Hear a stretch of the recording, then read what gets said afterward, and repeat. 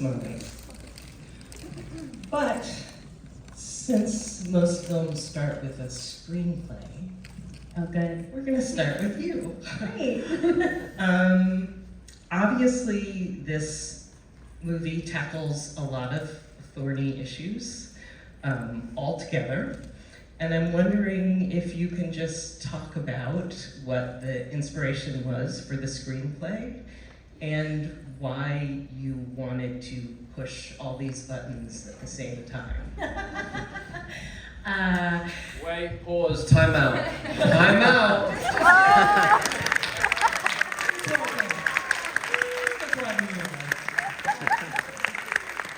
Oh my god, this is the worst nightmare of all.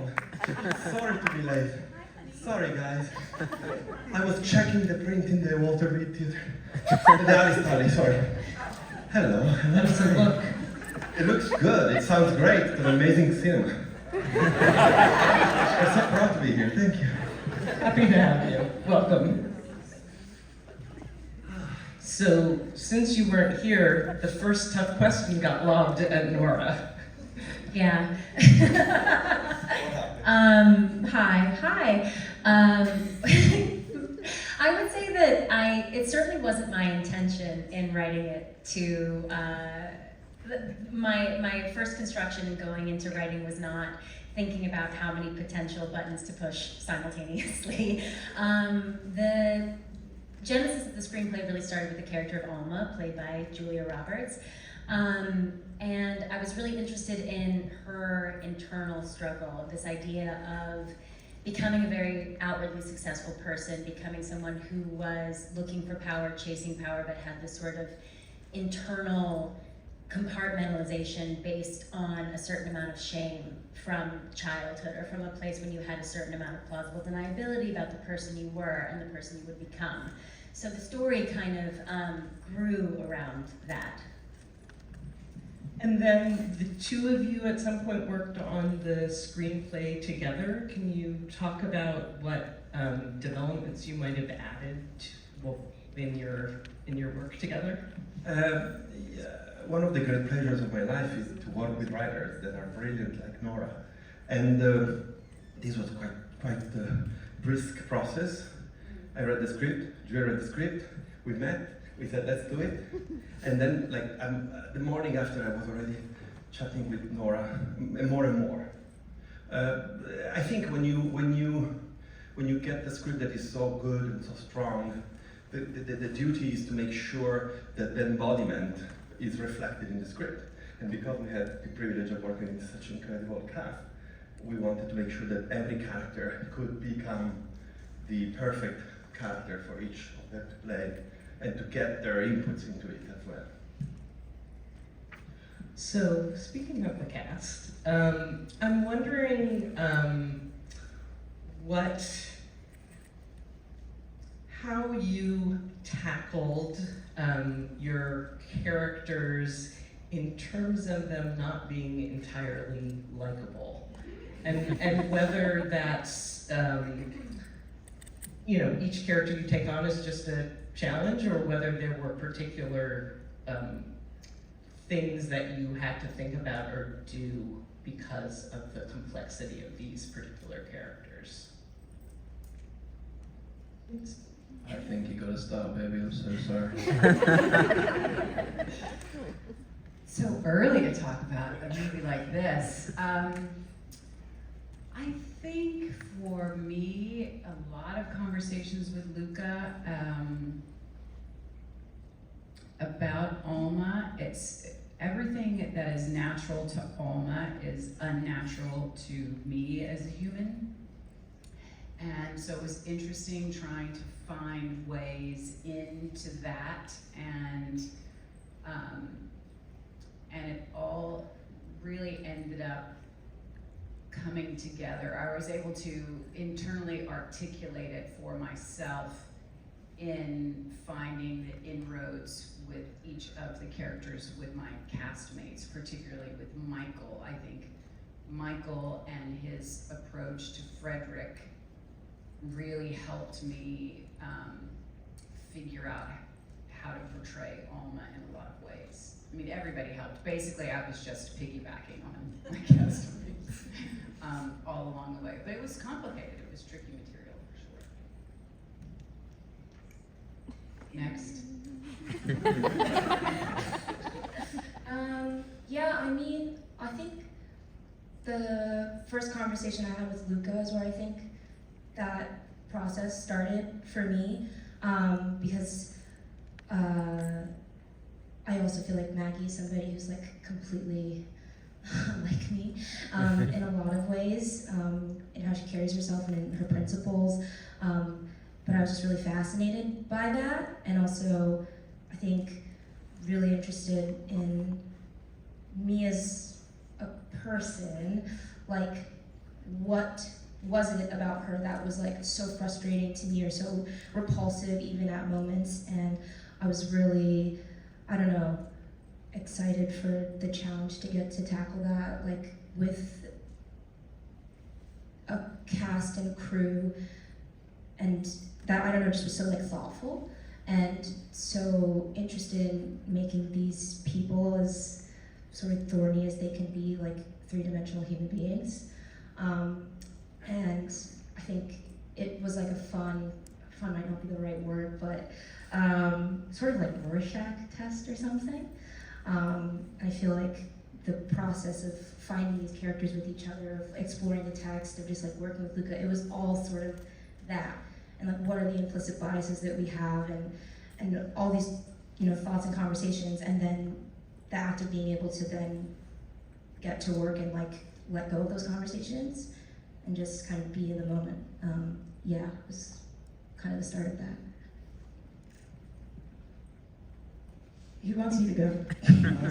I don't think, at least I don't, start out processes with the idea of likability at all.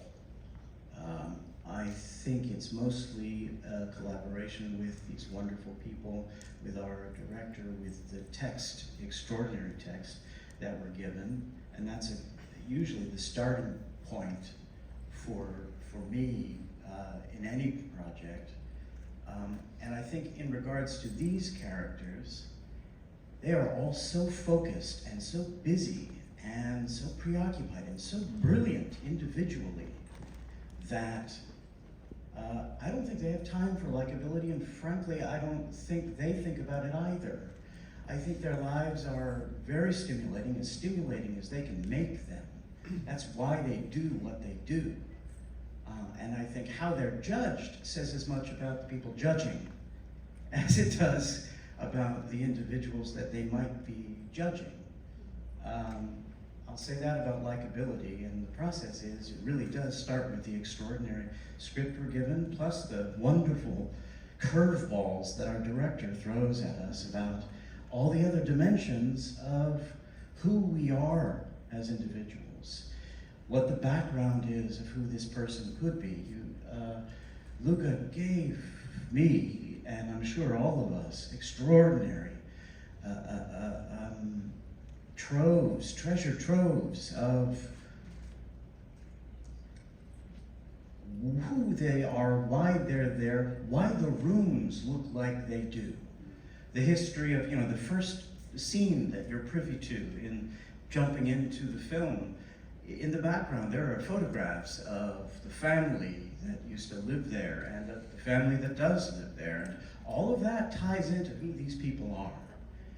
The layers go on impossibly deep and much further than I know I would ever be able to swim in or understand entirely. That's scratching the surface for you. I'll say something very quickly, because everyone said everything so brilliantly. It was fun. It was a very joyful set, you know, led by Julia and Luca for sure. And I think when you're working with material that is exploring the darker shades or the parts of our own collective humanity that we tend to want to avoid looking at, we need as much levity and brightness and community and togetherness as possible, so that there was a thread running through all of us on set. It was a joyful experience, and I think because like everyone said, the ability to explore these aspects of our own humanity with a kind of a tether to Luca, knowing that we're safe to do so, it was deeply pleasurable. And I think for the character I play, Hank, I think he's acutely aware of the concept of likability, the concept of being, what it means to be likable, and what the culture requires of one to be likable. And I think he enjoys playing with his own relationship to that, other people's relationship to that, how other people relate to him. He's a provocateur in a lot of ways, and I think he's very, very conscious of what he's doing a lot of the time, and deeply unconscious of what he's doing a lot of the time as well. So it is, again, beautifully written, contained beautifully by Luca, who just wants all of your nuance, all of your humanity, no matter how dignified or undignified it is. And yeah, it was a really joyful, creative, liberated, expressive, artistic process that we all had together. The script and the film are purposely elliptical about certain specifics. And I'm wondering, for the cast members, whether you had definite ideas about what happened in certain instances, even the scenes in which you might not have been a participant. And if you talked about them amongst yourselves, or if you each maintained your own idea of what reality was. So, yeah, I mean, Speak for all of us, Andrew. I will. So I know exactly what happened. Next question. Unequivocally. No, I think, I'll speak for myself, and I own me, we did have like a brief, we did have a brief conversation before we started shooting about, you know, we kind of danced around it, and I think in a way that it was helpful to us, that we didn't want to actually be defined together. So I definitely have my own impression of this major event, and as the character, and then I have to somehow, maybe we both somehow have to do the magic trick of going, well, but what don't I know about what I did? What don't I know about what happened? What don't I know about what happened in the moments where I was doing what I did? What don't I know about that? What is the, what has happened? What is happening below my conscious awareness? And that's where it gets really hard and fun and like exciting and horrible. And the only way we get to the healing, I think, for all of us is by traveling through all of those kind of second layer materials, like those unconscious materials, those unconscious drives. Because underneath that is the kind of interconnectedness of everything as far as I'm concerned. But the only way through is to go down through all of that horrible mishagos that we all collectively share. Bless you. Don't you want Andrew to be your therapist? Because he's my therapist, and I feel great. Yeah, I don't know how much more I have to add to that. Yeah, I don't know. It was good, Michigas. I liked your Michigas. Yeah, I think in a similar way to real life, there was just an awareness that, like, in the same space that we can share maybe either a specific or a general truth together, then there could be things that we completely misunderstood or have completely different perspectives of, being in the same moment, having the same conversation, hearing the same thing, but taking away completely different things and feelings. So I think, yes. I think, but I don't know. We had some conversations, but I think leaving space for us to go away and do whatever disappearing acts we needed to do with each other, and also, like, you know, would have separate conversations with Luca and vice versa. Yeah. Harkening back to something Michael said during the, I wonder if you can speak about the specificity of setting the film at Yale, both, you know, as a concept of naming a specific university rather than an imaginary one, but also the lengths to which you went to make the Yale feel authentic in London. There are some Yaleys on the staff who are very impressed with the experience of seeing Yale so faithfully recreated. I don't know if the question starts with you. I don't know if that was with the script and then moves to you. So I did send at Yale. Truthfully, I was writing this on spec without an agent or a manager, so I kind of thought that would never pass any legal process were this to get made. But I think that, you know, a very visual writer. I had been to Yale's campus a couple of times. I have family members who went to Yale.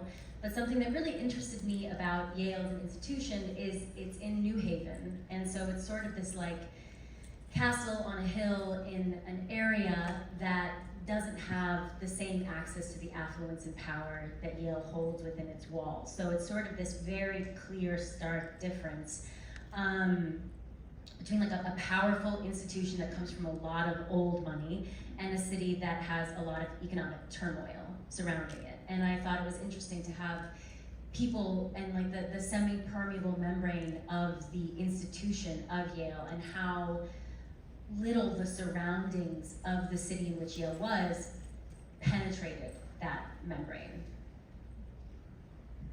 Well, and when I read the script and I discovered that it was set in Yale, I was thrilled because, in a way, I like to deal with archetypes and to deal with the great American landscape, and of course the Ivy League world is so important to America, but also to us as European. It reflects on us a lot. So the idea of telling a story that it happened at Yale gives a sense of universality to it and an infrastructure that is so cinematic.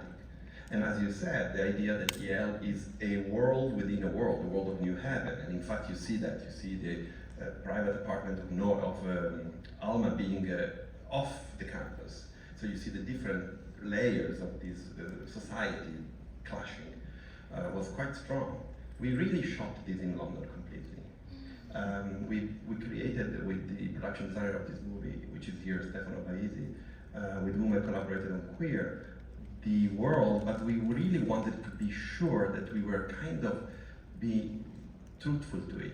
So we literally remade the Beinecke Library or the main quad. And then we discovered in this extensive time of research that there were places like the Three Ship Bar or the Tandoor restaurant where these characters could have gone.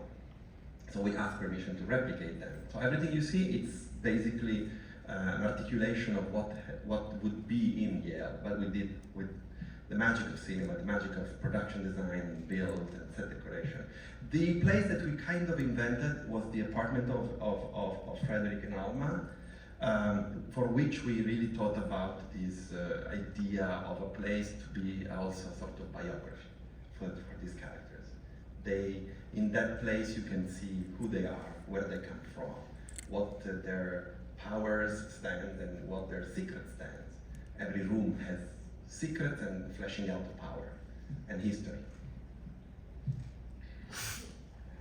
And I guess I want to just dig in a little. I understand what you're saying about the power structure, but the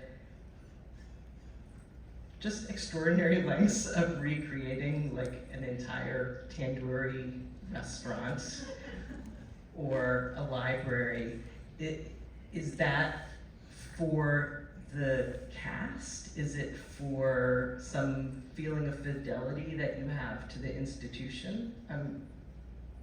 I think it's about cinema.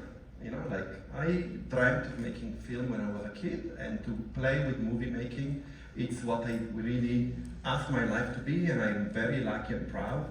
I'm working with cinema itself here, you see. So like, I think I have a wonderful studio behind me, Amazon MGM, who believe in the project in a way that was really empowering us to go deep and really wide and detailed. I think that the idea that you can immerse a sort of like story of power, story of what's truth, what's the truth, and to play with these concepts also in the way in which you represent it, I think is fantastic. I'm wondering, you might not have an answer for this, but I'm wondering what the attraction to you is to provocation. I think I'm a kind guy.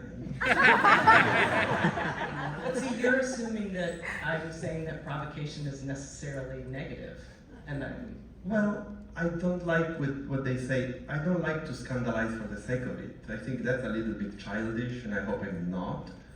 I think we, again, you marry with artists to do something that challenges us, that let us do what we feel we want. We aim to be the best we can do in every ways, and as craftsmanship, and also as arrays of ideas displayed on the film.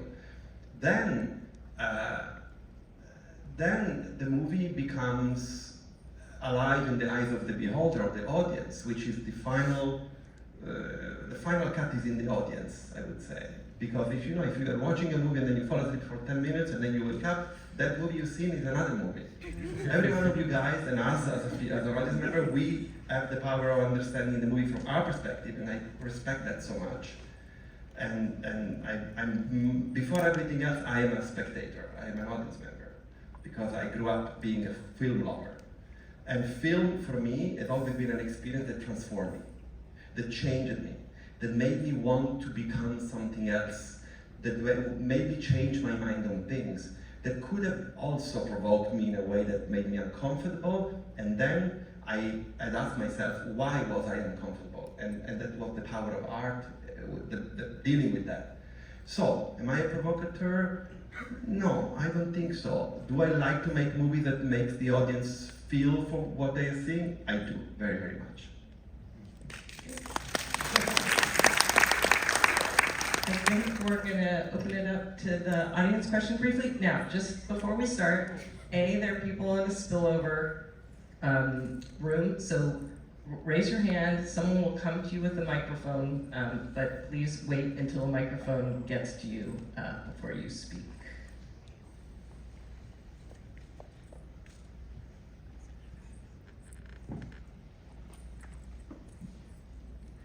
Hello, congratulations to everyone on the film. I thought it was really good.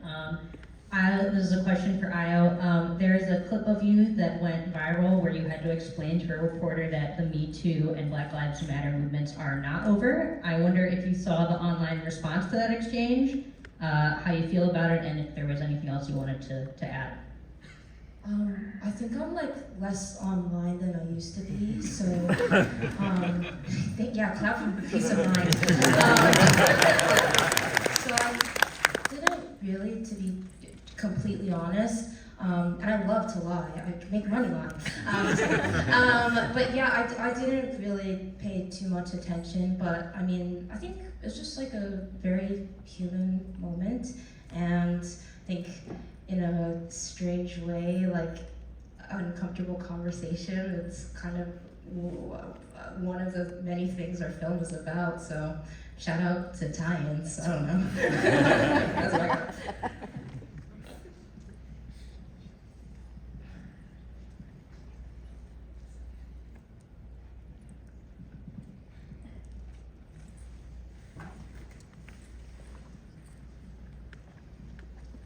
Hello. I wanted to ask, this is really for anybody that feels comfortable answering it. I felt like something that was recurring in the film was the theme, I guess, of people making assumptions about someone based on their work and their output, making assumptions about their ethics or their character. And I wanted to hear your own experiences with that as artists and as filmmakers, and also the extent to which you think that those assumptions can be valid when it comes to making assumptions about someone's ethics based on their output.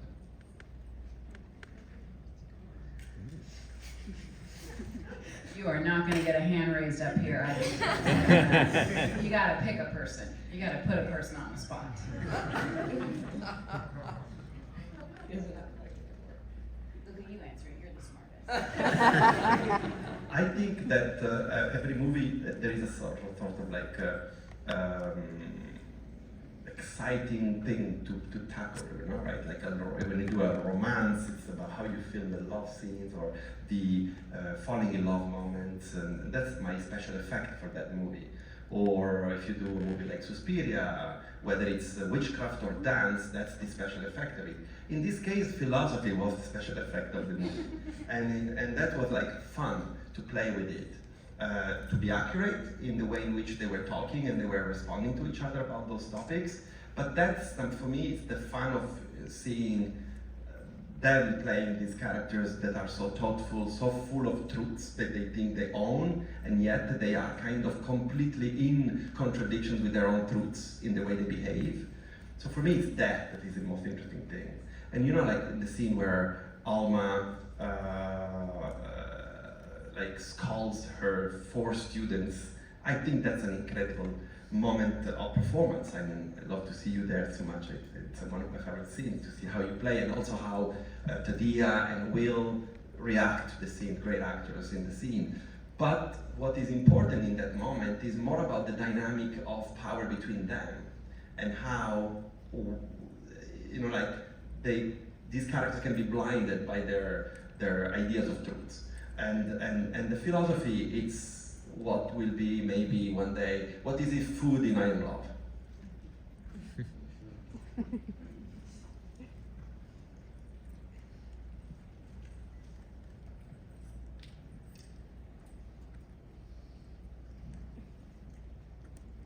Hello, this is a question for Luca.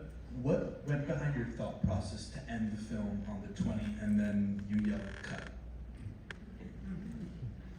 Well, it's difficult for me to answer because I love that every one of you guys make up your mind about that. Having said that, I have these 2 great ladies, and there is this finale that is about a sort of like false reconciliation and maybe a needed reconciliation between these 2 women. And they've been fighting over imposing on one another their own truth and being hurt by the incapacity of one another to understand their own truth and their secrets, and ultimately trying to find a way to own their powers in their hands. And after the hunt, after the dust settles, with the distance of time and with the comfortability of the blanket of snow, that kind of like silences everything, all the screams and all the furies. They understand what one didn't want from the other, and the other way around, and what they got and what they lost. But what is always going to be at the center of their lives is capital, and that's it. And once we say cut, we invite the audience to think that this is a movie, and we wanted to entertain them, and we wanted to tell the story from this perspective and this point of view. And then it's an homage to George Cukor, of course, rich and famous. I love the ending, I love the cut. So it reminds me of, well, the last speech of Midsummer Night's Dream that Puck has to the audience: if we shadows have offended, think, but this is all is mended, blah, blah, blah. And also like what Mark Rylance would do at the Globe, where they would finish whatever show they were doing, and no matter whether it was a tragedy or a comedy, they would do a traditional Shakespearean era, Victorian era, like dance. Like Hamlet's dead, and then you like resuscitation, they do this really traditional dance at the end, and then the audience go from like sobbing with catharsis to being like, oh, it wasn't real, okay, good, it wasn't real, we go back and I can think of it. I don't know, I found that very, very moving, and I haven't really seen that in cinema. I've seen it in theatre, but not in cinema. Radical. Provocateur, some might say. Positive provocateur. Very positive, nurturing. We have time for a couple more, I think. Hi, this is for Luca, and from a European perspective, do you think this is like a wake-up call for the cancel culture in the United States? Oh my God, what a question.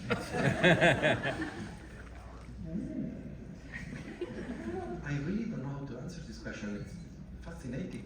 Maybe you should answer it over at the UN right now. I am what they're trying to change. I think that wake-up calls would come for all of us to really listen to one another.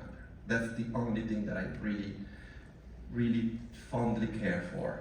I love people, and I love to listen to people, and I love to argue with people. I love to change my mind from the way people think and see things. It's the beauty of life.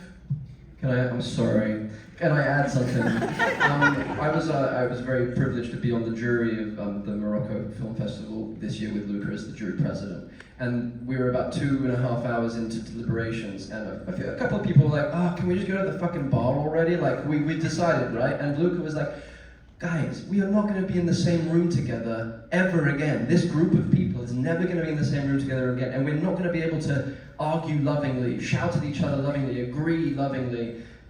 This is why I want to be alive. This is the only thing that keeps me," well, not the only thing, I'm paraphrasing, but like, it gets his blood moving. Like, we are dialectical creatures, and I learned that word from him as well. And it is beautiful. It's very creatures, and it's very inspiring to be around, because just to honor that aspect of you as a man and as a filmmaker, and one of the reasons why we all want to, be here with you. But I feel like that's also the thing about Luca's movies for me, is that like every time I've left the cinema, I'm talking, like I need somebody to talk to. I can't see one of your movies alone. If I do, I feel crazy. Because I just need somebody to talk to about this thing that I've seen, or this image that I somehow have never seen, even though it feels so familiar. Or like if I am upset or frustrated, like I just need somebody to talk about it with. Like that's why, I don't know, you hope to make movies also, is to nurture conversation and to like just shake yourself up.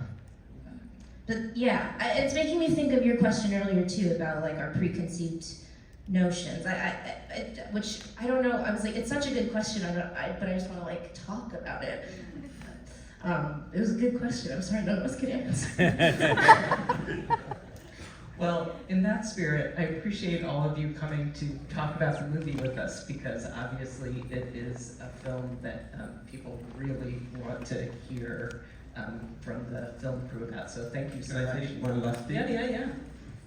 To open the New York Film Festival, if a lifetime achievement, that I will be grateful forever, and make me so honored and happy.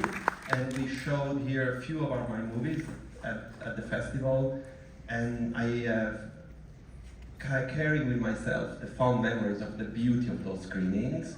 But to be kicking the festival with our movie, with these wonderful friends, it's incredible, and so thank you.